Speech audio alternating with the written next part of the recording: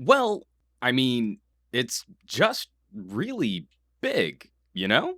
Hey everybody, some Gadget Guy here, and we're checking out Lenovo's Yoga Tablet 2 Pro running Android. What we have here is a 13.3-inch Quad HD display running KitKat. It was a curious combo for me, as I honestly haven't used Android on a display this large before. The main question for me became how this screen real estate influenced productivity. A quick size comparison, I've never held a Slate before, which made my Surface 2 feel small. It's a big sucker, and will likely mean stepping up to laptop-grade accessories for bags and cases. It manages a bold impression, even next to my Lenovo Twist Ultrabook, though I doubt it will be the most convenient solution for travelers trying to get work done on airline seat folding trays. Walking around the Slate, build quality is top-notch. It's a solid, sturdy unit clad in aluminum and plastic, and a fair bit lighter than I thought it would be. The size makes it a bit more fatiguing to hold than a 10-inch Slate, and while it's a half-pound heavier than my Surface 2, it's really well balanced and manages to feel about the same in terms of weight. The front face contains the 2560 by 1440 resolution screen and a pair of speakers. The left side features a large power button, headphone, and micro USB jacks, and the volume rocker. Buttons have a nice clicky action, though I wish there were more feedback on the volume rocker. The right side of the Yoga features a Pico projector with activation switch and focusing controls. We'll talk about that more in a bit. On the rear, we'll find the 8-megapixel camera and a subwoofer surrounded by the adjustable kickstand. Under the kickstand is where we'll find a micro SD card slot. Lenovo is building their hardware reputation on device flexibility. No surprise to see a product named Yoga continue the company's tradition of multi-mode computing. The kickstand, for instance, can prop the Slate up tall, give you a shallow wedge, or be used to hang the tablet from a hook. Performance has been a mixed bag. A lot of crankiness has been thrown at the Yoga line over Lenovo's custom skin. I can't say I'm a fan of it, as it feels a lot like a bad iPad knockoff. I do kinda like having a separation between notifications at the top of the screen and controls at the bottom, but Lenovo continues to assert that we should want to combine our home screens and app drawers, and I think they're wrong. However, I've seen too many reviews claiming this to be a reason to avoid buying the tablet altogether, and I also think that's bunk, as there's plenty of options in the Google Play Store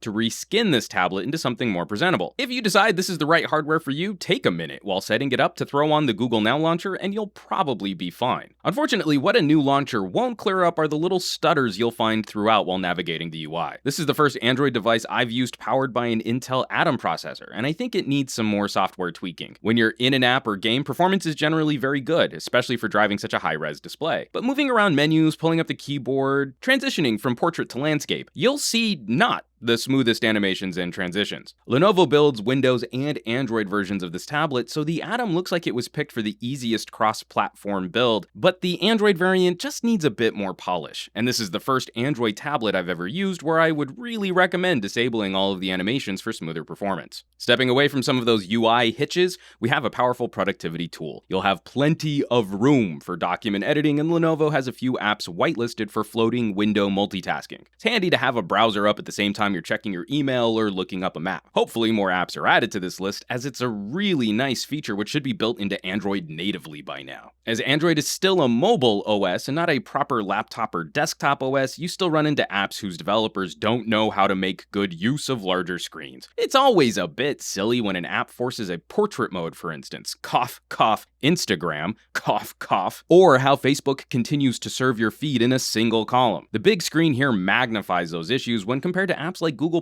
which knows it can throw in a third column of content. Android developers really do need to step up their game here. It's honestly not one of the more convenient slates for gaming. It's a bit too large to steer well while on a driving sim. It's honestly not bad for tower defense and strategy games, but it just kind of felt silly on a top-down shooter.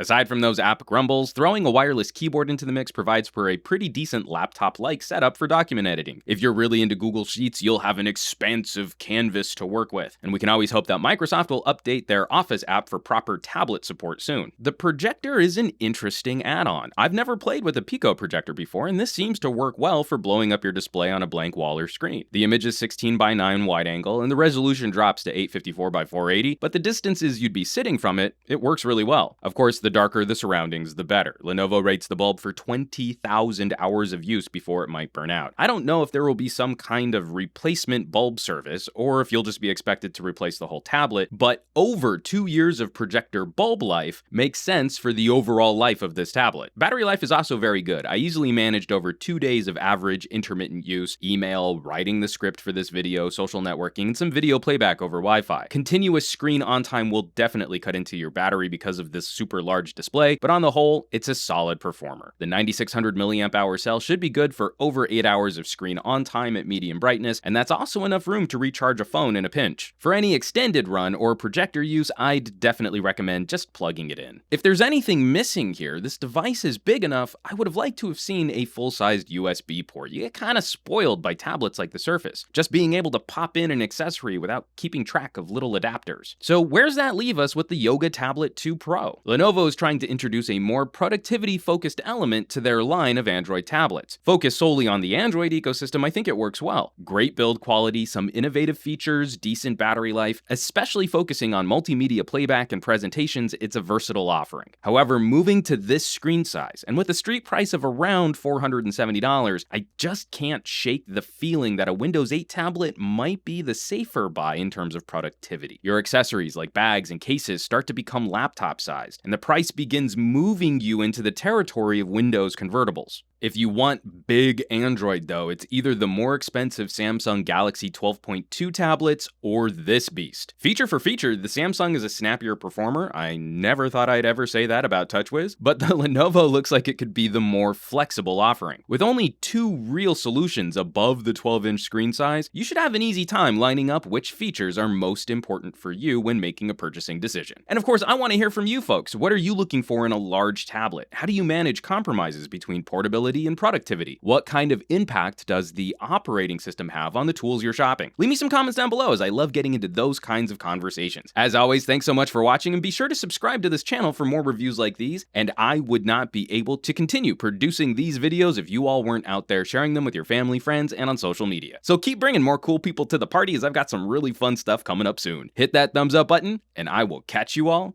on the next review.